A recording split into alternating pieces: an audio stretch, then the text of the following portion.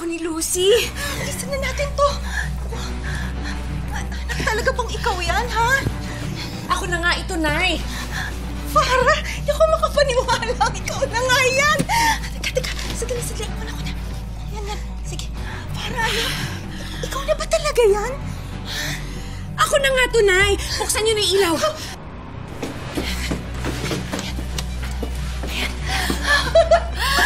Ikaw na talaga yan. Katawan na nga ako ni Lucy, Nay. Ikaw na nga si Lucy. Tingnan mo. Yung daliri ni Lucy. Hindi na asul. Malamang nga, dahil nga nasa katawan ko na si Lucy. Ikaw na nga yan, anak! Sa akin na ngayon ang buhay ni Lucy. Nagawa natin. Sinira niya ang buhay ko. Siya naman ang maghihirap ngayon. Buti nga sa kanya. Nay, mag-impake na kayo na makaalis na tayo dito. Baka mamaya magising pa yan si Farah. Tara na kayo! Nagawa natin! Buhay ko.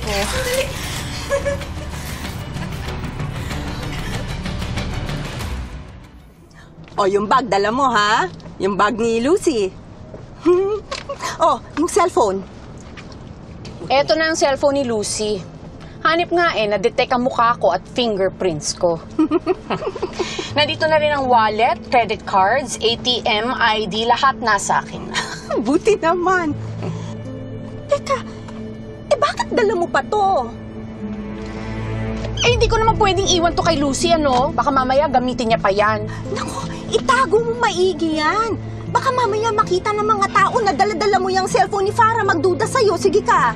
Oo na. Oh, kita mo to. Ayan na naman yung mga asta mo. Dapat matuto ka ng maging Lucy. Si Lucy, pino kumilos, manamit, magsalita, magalang, nangungupo.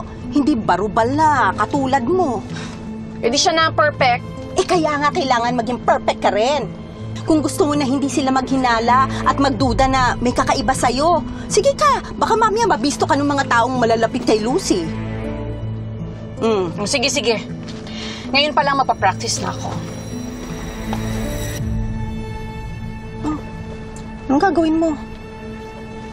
Hawakan niyo yan.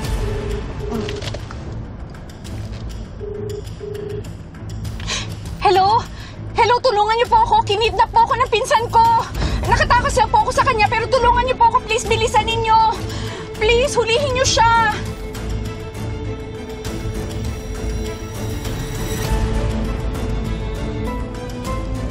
Si Lucy Rigor po ito.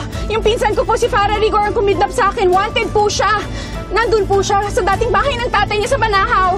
Hulihin niyo po siya, please. Bilisan niyo, tulungan niyo po ako, please, bago siya makatakas.